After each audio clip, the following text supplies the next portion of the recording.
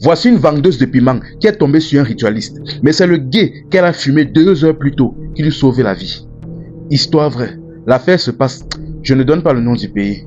Sinon les Camerounais vont encore me déranger.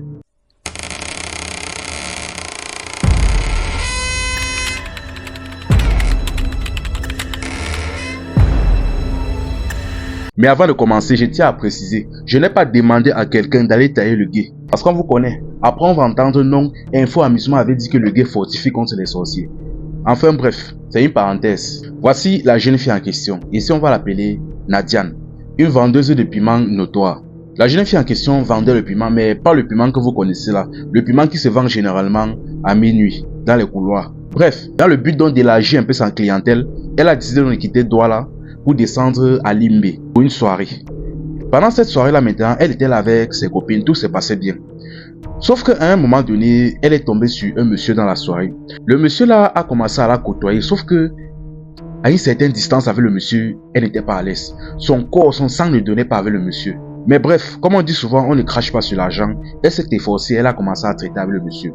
Le monsieur lui a dit elle est très belle, ils ont commencé à discuter et à un moment donné, le monsieur lui a proposé de tailler le banga, le gay. Elle a dit il n'y a pas de problème, vu que de base c'est des choses qu'elle faisait déjà. Mais le problème est que à l'instant où elle a tiré la première bouchée, son corps a commencé à faire un jas parce qu'elle avait l'habitude de tirer mais pas le jas. Et la jeune fille qui nous raconte l'histoire nous explique que à l'instant où elle a taillé ça, c'est comme si son esprit était sorti de son corps. Elle n'était pas inconsciente, elle voyait son corps, mais à une certaine distance. Elle a fait l'effort, elle est revenue à elle. Et ses copines plus tard lui expliquent que quand elle était un peu comme inconsciente là, elle s'est mise à danser comme un serpent, on ne sait pas trop. Mais bref, à l'instant où elle est revenue à elle, le monsieur lui a proposé donc d'aller gérer les choses et les bibonnes, c'est que vous connaissez là. Bref, c'était son commerce. Elle a dit oui, il n'y a pas de problème. Ils sont donc tous deux allés dans un hôtel. Une fois à l'hôtel, maintenant la jeune fille explique que c'est comme si tous ceux qui étaient à l'hôtel étaient complices avec le monsieur. Retenez bien ce détail, c'est à la fin que vous allez comprendre. Elle dit c'est comme si tous ceux qui étaient présents là étaient complices. Quand elle est entrée, tout s'est bien passé, la chambre a été louée. Bref, elle a demandé au monsieur s'il pouvait faire la chose sans protection. La jeune fille a dit que non, je ne te connais pas. Je ne sais pas qui tu es ni d'où tu sors. Je ne peux pas prendre le risque là. Il a voulu insister, mais elle aussi, elle a doublement insisté. Il est que ok, il n'y a pas de problème. La femme de moi a sorti de son sac sa protection et le lubrifiant. Et le type maintenant par derrière est parti discuter avec le gérant de l'hôtel. Elle lui a vu discuter quelque chose avec le gérant de l'hôtel et dans les discussions, il n'arrêtait pas de regarder la fille. Chose qui l'a un peu étonné. Mais bref, quand la fille donc était distraite donc, il a récupéré le lubrifiant de la fille pour cacher et il l'a remplacé par son propre lubrifiant. Apparemment, vu qu'il ne pouvait pas passer par la première voie, il a donc changé de stratégie. Une fois qu'ils étaient prêts, donc, ils ont commencé donc à faire leurs choses. Après donc avoir terminé le travail donc vers 1h30 du matin, ils ont commencé à dormir. La jeune fille maintenant explique que bon, elle avait une routine avec ses copines, c'est que lorsqu'elle s'en va avec un client, elle s'écrivait vers certaines heures, au moins pour s'assurer que tout se passe bien, qu'elles ne sont pas en danger. Parce que bref, elles sont quand même conscientes que le dehors est mauvais. Quand elle s'est réveillée donc vers une heure assez tardive, elle a voulu prendre son téléphone pour appeler ses copines, mais sauf qu'à un moment donné, elle a regardé vers le miroir qui était en face d'elle. Elle se rend compte que le type qui est derrière elle a les yeux grands ouverts et il est en train de prononcer des incantations. Et au même moment qu'il prononce des incantations, elle voit un serpent blanc et noir commencer à gigoter au-dessus d'elle. Là, elle s'est levée, elle a commencé à crier. Elle est sortie de la chambre en courant. Elle a laissé toutes ses affaires, elle est sortie comme ça là, sans rien sur elle, totalement nue, commençait à crier. Elle est sortie de l'hôtel. Elle est arrivée au niveau du portail pour pouvoir fuir, mais le gardien l'a bloqué. Le gardien l'a bloqué, dit que non, vous ne pouvez pas sortir. Il dit que mais ne pas sortir comment?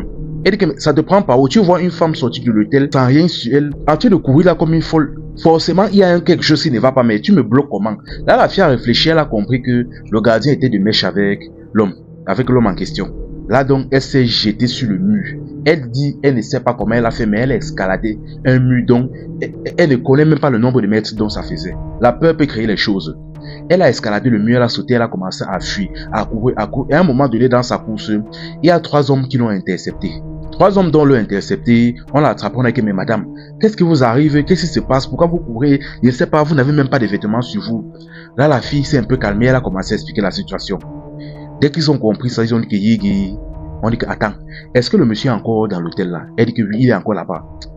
Là, elle a réfléchi, elle a dit non. Mais actuellement, là, sinon, c'est un peu tard. Parce que vous avez déjà fait la chose, donc, techniquement, il a déjà réussi son rituel. La fille a commencé à pleurer, dit que, ouais, je vais faire comment? Qu'est-ce qui m'a pris? Tout ça pour la vie facile.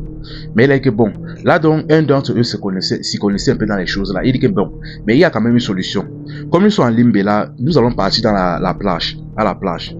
Tu vas prendre l'eau de la rivière, là. Mais fais attention que ça ne touche pas tes pieds. L'eau là ne doit pas toucher tes pieds. Tu vas prendre l'eau de la rivière là, tu vas nettoyer ton visage et faire des prières de protection. Des incantations, c'est des prières de protection. Elle a dit que ok. Ils sont donc partis ensemble donc à la plage. Elle a fait exactement la chose qu'ils ont dit. Et les messieurs, je tiens à préciser, ont donné leur chemise pour habiller la femme. Après donc avoir fait donc les prières en question, ils ont commencé donc à marcher comme pour rentrer. Sauf qu'au bout du chemin, ils ont vu un hibou pointer là en train de survoler au-dessus d'eux.